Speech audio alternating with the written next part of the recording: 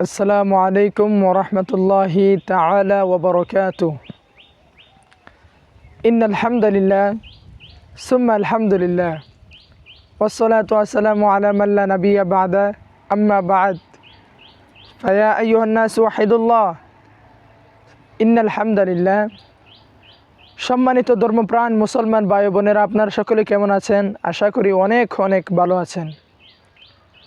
তো আজকে আমাদের দিন ইসলামিক মুস্তাজাবুদ দাওয়া চ্যানেল থেকে আপনাদের সকলকে জানাই শুভেচ্ছা ও অভিনন্দন। আজকে আপনাদের সামনে একটি গুরুত্বপূর্ণ মুআজিজাপূর্ণ আমল নিয়ে হাজির হলাম। আপনারা ভিডিওটি স্কিপ করে চলে না গিয়ে সম্পূর্ণ ভিডিওটা দেখার বিশেষ করে আহ্বান জানানো হলো। সম্মানিত মুসলিম ভাই বোনেরা, পৃথিবীর বুকে আল্লাহ পাক রব্বুল আলামিন তার বান্দাদেরকে একটি উদ্দেশ্যে সৃষ্টি করেছেন। আল্লাহ পাক রব্বুল আলামিন তার বান্দাদেরকে বুঝাতে চেয়েছেন যে বান্দা, তোমার একদিন হায়াত শেষ হয়ে যাবে, একদিন জিন্দেগি তোমার ফুরিয়ে যাবে, তোমার ডাক চলে আসবে, তোমার মৌত তোমার নিকটে চলে আসবে। মৃত্যু থেকে কেউ পলায়ন করতে পারবে না, চাই সে যেই হোক। দুনিয়ার মধ্যে কত রাজা বাদশা ছিল, আপনি দেখেন দুনিয়ার মধ্যে অনেক রাজা বাদশারা ছিল, তারা বসবাস করেছে, দুনিয়ার মধ্যে চলাফেরা করেছে, তারাও কিন্তু হিংসা অহংকার করেছে, তারাও কিন্তু দাপট করে চলেছে। কিন্তু কি হয়েছে পরিশেষে? তাদের হায়াত ফুরিয়ে গেছে, তাদের জিন্দেগি শেষ হয়ে গিয়েছে, তাদের মৌত অতি নিকটেই চলে আসছে। কেন? একটি কথাই আমরা বুঝাতে চাই যে মৃত্যু থেকে কেউ পলায়ন করতে পারবে না। ভাই, তুমি চাই আমল করো, তারপরেও তোমার মৃত্যুবরণ করতে হবে। গুনাহ করলেও মৃত্যুবরণ করতে হবে, সময় অযথায় নষ্ট করলেও মৃত্যুবরণ করতে হবে। কারণ আল্লাহ পাক রব্বুল আলামিন বলেছেন, কুল্লু নাফসিন যায়িকাতুল মাউত। প্রত্যেকটি প্রাণীকেই আল্লাহ পাক রব্বুল আলামিন একদিন না একদিন মৃত্যুর স্বাদ গ্রহণ করাতেই হবে। এই জন্য মৃত্যু থেকে কেউ পলায়ন করতে পারবে না।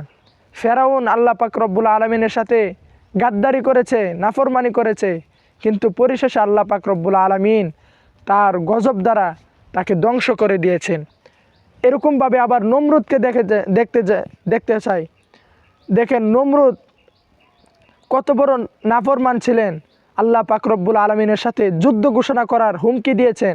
আল্লাহ পাকের সাথে সে তর্ক বিতর্ক করেছেন যে যাও, তোমার রবের সাথে আমি তর্ক করলাম, তোমার রবের সাথে আমি যুদ্ধ ঘোষণা করলাম, যাও তোমার রবের যত কোটি কোটি সৈন্যবাহিনী আছে, আমার ফেরাউন আমার নমরুদের সাথে পারলে তোমার রবকে ডাকো, দেখব তোমার রব আমার সাথে পারে কিনা। তখন আল্লাহ পাক রব্বুল আলামিন সামান্যটুকু মূসা দ্বারা নমরুদের জীবনকে আল্লাহ মৃত্যু দ্বারা পরিণত করেছেন, নমরুদকে আল্লাহ তাআলা ধ্বংস করে দিয়েছেন। তো এরকম ভাই, আমরাও একদিন চলে যেতে হবে, দুনিয়ার মধ্যে কেউ থাকবে না। যে রাজপ্রাসাদে থেকে ঘুমাচ্ছে, খাইতেছে, চলাফেরা করতেছে, দাপট দেখিয়ে চলাফেরা করতেছে, সেও একদিন মরে যাবে ভাইয়া। একদিন যে টাকার কারণে চলতে পারে নাই, ভিক্ষুক অবস্থায় দুনিয়ার মধ্যে চলাফেরা করেছে, ঠিক সেও একদিন মৃত্যুবরণ করতে হবে। মৃত্যু থেকে কেউ পলায়ন করতে পারে না, চাই সে যেই হোক। এজন্য আমাদের সময়কে কদর করতে হবে।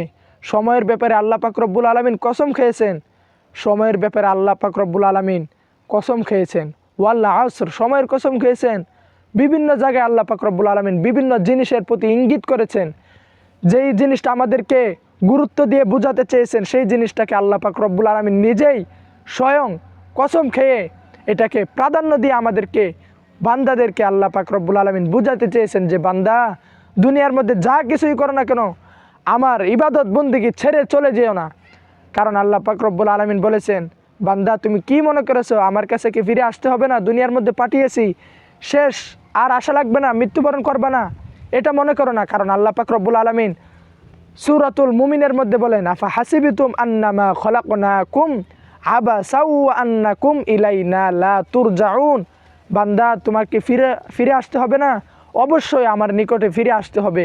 তোমরা কি মনে করেছো আমি দুনিয়ার মধ্যে তোমাদেরকে বানিয়ে পাঠিয়েছি, শেষ, আর আশা লাগবে না, মৃত্যুবরণ করতে হবে না? এরকম নয়। একদিন লা তুরজাউন, তোমাদেরকে ফিরে আসতেই হবে। যখন আমাদের মৃত্যুর সময় আসবে তখন আল্লাহ পাক রব্বুল আলামিন আমাদেরকে সুযোগ দিতে থাকবেন, বারবার সুযোগ দিতে থাকবেন, রিপ্লাই করার সুযোগ দিবেন। কিন্তু আমরা যদি তা গ্রহণ না করতে পারি, সময় যদি আমরা রিজেক্ট না করতে পারি, তাহলে পরিশেষে আমরাও আটকে যাব, পরিশেষে আমরাও ঠেকে যাব। পরে আমাদের কি হবে? শেষ বেশ আমাদের জীবনের জিন্দিগির সমস্তটা সব কিছু বৃথা হবে। পরিশেষে কাল হাসরের ময়দানে আমরা কি হব? আমরা ফেরাউনের সাথে হাসরের ময়দানে উঠতে হবে, নমরুদের সাথে হাসরের ময়দানে উঠতে হবে। কি জন্য? কারণ আল্লাহর নবী সাল্লাল্লাহু আলাইহি সাল্লাম বলেছেন যে যেই ব্যক্তি নামাজ পড়ে না, নবীর সুন্নত মোতাবেক চলে না, আল্লাহর ইবাদত বন্দিগি করে না, তার হাসর হবে ফেরাউন, নমরুদ, কারুন, ইহুদি নাসারার সাথে তাদের হাসর হবে। আর যারা নামাজ পড়েছে, ইবাদত বন্দিগি করেছে, তাদের হাসর হবে আল্লাহর হাবিব সাল্লাল্লাহু আলাইহি সাল্লামের সাথে, তারপরে সিদ্দিকগণের সাথে, সাহাবাগণের সাথে, শহীদগণের সাথে, সবার ওলিয়া উলিয়াদের সাথে তাদের হাসর হবে। তো ভাইয়েরা, আজকের এই ভিডিওটা আমাদের জন্য যদি ভালো হয়ে থাকে তাহলে অবশ্যই চ্যানেলটিকে সাবস্ক্রাইব করে আমাদের এই মুস্তাজাবুদ দাওয়া চ্যানেলের পাশে থাকবেন। তো সকলেই নেক্সট ভিডিওতে দেখা হবে। এই ভিডিওটা এই পর্যন্তই থাকলো, নেক্সট ভিডিওতে দেখা হবে।